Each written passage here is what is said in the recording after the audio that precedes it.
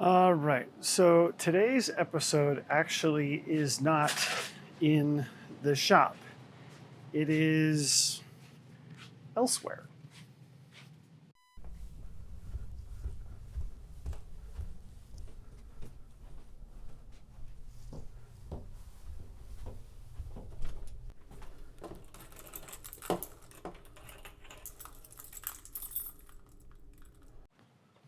It actually begins out here. Now, I have been working on this kid over the past several weeks, and it's time I caught you up to speed on what it's like to own an RC trailer.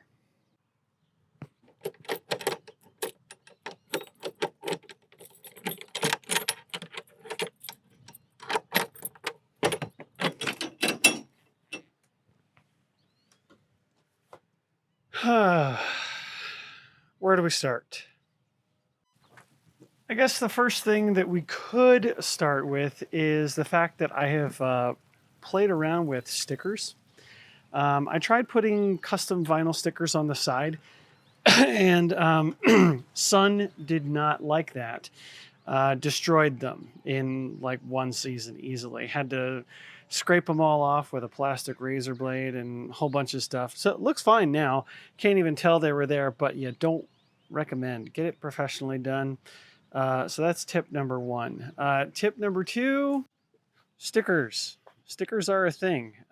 People love my stickers, especially because I was inverted. Get lots of compliments on that one. Some stickers have held up the test of time. I've already had one fall off. This one's super faded. Need to get a new one because I love BuddyRC. Others are on their way out. But yeah, some are better quality stickers than others, as evidenced by AMA as well. Now, that's not to say that you can't get stickers that are good. It's hard to tell what is a quality sticker or not. So let's get into some of the modifications. All right, so one of the big things that I've had to do is update my inverter situation. I was trying to do a pilot painting, and I was trying to do it at an event, and because it was raining, and I brought paints anyway because I knew I had to paint it, and yeah, the hair dryer that I brought was kind of maxing it out. So big thanks to my friend John, who had this inverter on hand, and it is strong enough that I can run a vacuum cleaner out here. That's another thing. I am pretty fastidious, and this carpet has held up wonderfully, even though it's from a junk store. It has been marvelous, and being able to come out and vacuum without running an extension cord has been amazing. So again, thank you, John. In terms of the solar stuff, no upgrades. No upgrades. There is one change to the electrical system that I will note. I used to have binding posts here or banana plug. Those melted. And after replacing it, I thought, oh, well, maybe it was a one-time thing. But no, it was over time. It just kept on melting. So I've got a panel mount XT90 here now that works great. Yeah, I do keep an old tablet out here for music, and it has stayed in here over winters and summers and has not died yet. So good job, Samsung. Sure. Yeah. The fire extinguisher has not needed to be used or serviced, so that's a win. This is one of those chemical ones, those chemical extinguishers. Works great. The lights, yeah, the lights all still work. They work just fine. Have had no issues with the lights or the audio system. The audio system is just these just cheap shelf speakers that I got off of like Marketplace or Craigslist or something. And then I got one of these little Bluetooth amplifier modules that is just stupid easy. It's all wired in and fused and all of that stuff. So I just turn it on when I need it and turn it off when I don't. And it's amazing. It's plenty loud enough. I will say that the additional 6 inches of height in here, super nice. Super nice to be able to stand up inside my trailer. I do have to duck going out that back gate, but other than that, super, super convenient. These shelves have been amazing. The brackets, worth it. In addition, the carpet has also held up really well for all the Velcro and such too. I have had to do some additional application of the rubber cement for them. I did that last year, and that was 3 years, and just some loose stuff, but now it's still fine this year after going through another season. I think it's story time, but let me show you something first for that story. Can you see it? Can you see the differences? Story time. Driving out to Muncie, AMA headquarters, okay? I'm headed out last summer to Summer Nats, and I'm all excited. It's only like an 8 or so hour drive. Not that bad, right? Turns out it's rainy. It's rainy for a lot of the way there, and it was rainy while I was there too. But I showed up and I realized, hey, there's something sticking up on the roof that isn't normally sticking up. I should check on that. Yeah, I lost one of the panels. It's somewhere on Interstate 70 between here and Indiana. Don't know where. I apologize if that gave you a heart attack, if you were behind me. Sorry. So yeah, I had to replace that. Apparently the newer panels are different dimensions. So there's that. So I have done carriage bolts up top. Let me show you that. These are carriage bolts. They're flat on this side and they just stick straight up. I just drilled straight down through the grommets that were in the panels already and ran those up. I do have some fender washers holding them down, so it's not just the nut. Yeah. So that was a fun project that didn't need to happen, but happened. It was a thing. So that taught me a pretty valuable lesson. Just because something looks okay doesn't necessarily mean it is okay. So I had to go through and do a sanity check. So part of the work that I've done past little while is pull off both panels and redo the plastic corrugation, the coroplast, the plastic cardboard stuff. It's an insulative layer that I use between the panel and the roof so that the panels don't overheat, okay? So I redid all of that. That is a wear item, 3 years. 3 years. Probably a little bit longer. Honestly, after pulling off the other panel recently, it was fine. It was just that the life of the self-adhesive was only 3 years. So don't follow my bad example. Bolt your panels to the roof, even though a lot of people use the double-sided automotive stuff. Don't do it. Save yourself a couple $100 in solar panel. Yeah, moving on. One thing I will note is the use of pool noodles. They're just a couple of bucks, but run a slit down them, and that way when the ramp is dropped, put them on the wires so that you and nobody else trips on them. I can't tell you how many times I've tripped on them, let alone my friends. Just do yourself a favor and do it. It's not that big of a deal to pack them in here, and honestly, they can act as padding for airplanes on the trip. It's not a bad idea. All my original hold downs are working just fine. I have had to replace my original canopy for a new one. The original canopy is a bit long in the tooth. It leaks in the rain. It's pretty thin and sun battered, but a good quality chair is worth the investment as well. The battery, I should note, I've had the battery tested last year and this year. It checks out okay. I took it to an automotive store and they said, yep, everything's perfect on this AGM battery. So there you go. Now, to be fair, I've never discharged this battery more than 55%. And that was a one-time deal. Anytime before that has been no less than like 70 or high 60s. Just don't need it. Really don't need it. So how does that translate? I don't know. I think it's still a little too early to tell. I have been considering some of the lithium options now that the technology is a little bit less expensive. It's still expensive, but it's about on par with lead acid at this point. So I think by the time this battery kicks the bucket, I may just turn it in for a core fee and go elsewhere with like lithium iron or maybe a lithium ion.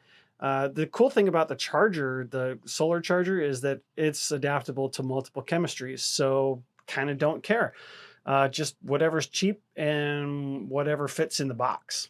So we're still rocking the original spare, have not had to use it at all. It's in good condition. It's not dry rotted because I regularly wash and moisturize. Okay. I make sure that I'm applying some tire dressing to this thing to make sure that it stays serviceable. That's not to say that I haven't had issues on the main tires. Those I have had to replace. Now, it may just be because they were the stock tires that came with this and they were kind of cheap. But I genuinely didn't know much about trailer tires to begin with. My best advice is 10 ply at least. Get yourself some nice 10 ply tires. You'll have a much more comfortable ride for the airplanes, number one, and it'll help reduce some of those side load tensions as well. I really like this trailer. It travels really well. But yeah, that one kind of hurt because it was like, well, none of my friends who have trailers have had to replace their tires. And that's like my club president who's had his trailer for like a decade. He's never had to replace his tires. And here I am 4 years in and it was like bald, like almost bald.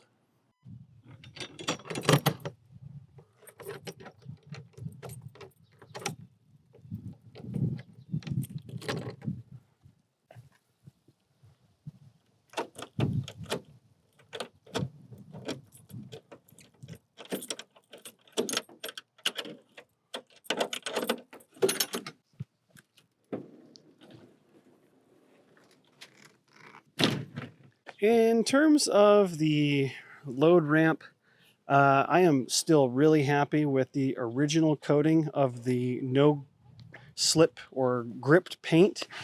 Originally designed for application to concrete, but it works just fine on wood. It's still super grippy, even though it's dirty. That would be my only recommendation is maybe use a gray rather than white. Because no matter, I've tried power washing this and the stains don't come out. And let's face it, we're in fields that are covered in dirt and dirt is a thing. The other thing that I'm going to tell you is to invest in some garage door lubrication. So this spring, I have had to lubricate because it starts to rust. And yeah, you want to keep this pretty well lubricated. And I do lubricate the steel braided wires too, just as a preventative maintenance thing. And then, of course, you've got your Zerk fittings to grease the tailgate. And then you want to make sure that you are greasing your wheel bearings.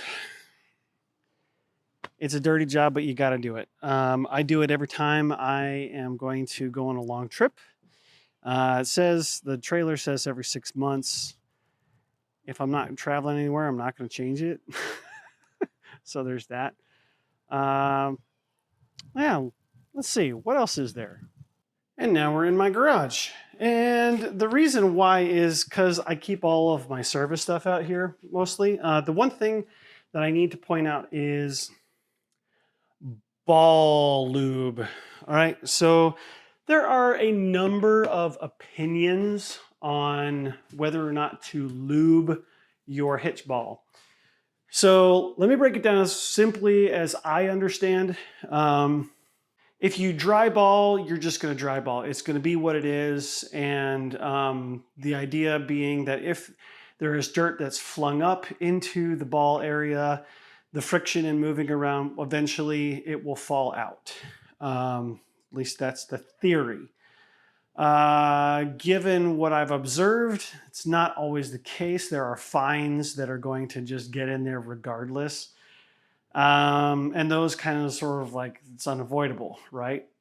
So then there's the idea that you should use ball lube. And the reason being that it's a quieter, more comfortable ride, which it is. And I have started to use ball lube. I used it on the trailer and I hauled 40 bags of mulch in there and it was like dead silent. Could not hear the trailer at all. Whereas before, I could hear all the little bumps and everything. It was like, I was astonished. Just adding ball lube made a big difference in ride comfort in the hearing department. That being said, the risk you run with a ball lube is that the non-fines, the heavier grit stuff, could stick to the lubrication and you could create like more coarse abrasions on the ball, which could be problematic. I mean, they're not wrong, but at the same time, it's like the likelihood of something coarse getting up into the top of the ball is so low because it's being flung up from the road, right? And if it's coming up from the road, it's only going to hit the bottom part. And so it'd really have to work its way up there. And therefore, like, it would be munching on stuff with all the movement and micro movements that are that's on the trailer hitch. So it would, if it's going to get up there, it's going to be in the form of another form of a fine because of the grinding effect. And so my position is just clean your ball. Yeah, I said it. Clean your ball. Clean your ball regularly. And my plan is to clean the ball every trip. So before I go to Ceph, I'm going to clean the ball. And before I come home from Ceph, I'm going to clean the ball. So I take the grease with me wherever I go. Yeah, that's all I have to say about ball lube.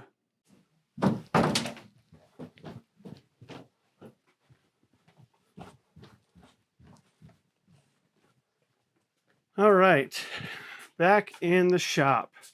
Let's wrap this up. Now, I'm not going to sell you some sort of illusion. There is a pretty big hit in my miles per gallon of gasoline on these trips because of the trailer. Is it due to the additional height? Probably not. It's probably just due to the fact that I'm towing something. So normally my SUV gets somewhere around 25 miles to the gallon. We use it mixed. We use it on highway and city driving. I do live in a city after all. But most of it is frankly city driving. But the average that it calculates itself is around 25-ish. And that goes down significantly when I get on the highway with the trailer. I've seen it go as low as 14 when I'm going maybe a little faster than I should with a trailer, around 70. But if I stick to like 65, I'm hovering at around 19 miles per gallon or so, which still is not bad. Your mileage clearly will vary. But my mileage is, it's pretty consistent in that regard. So take it for what you will. Now, maintenance has been a thing with this. I'm not gonna lie. Like keeping it clean, because I keep the trailer parked at my flying field. I wash it whenever I'm going to an event. That way, it has regular washings. I use soap. I scrub it. I try to get all the pine needles and such off of it. But there are things that are wearing out, and I have to tend to them. So be ready for additional expenses. All right. So with that said, I've got 8 million things to pack to get ready for Ceph, and I'm going to go do that. So until next time, keep traveling with your flying works of art.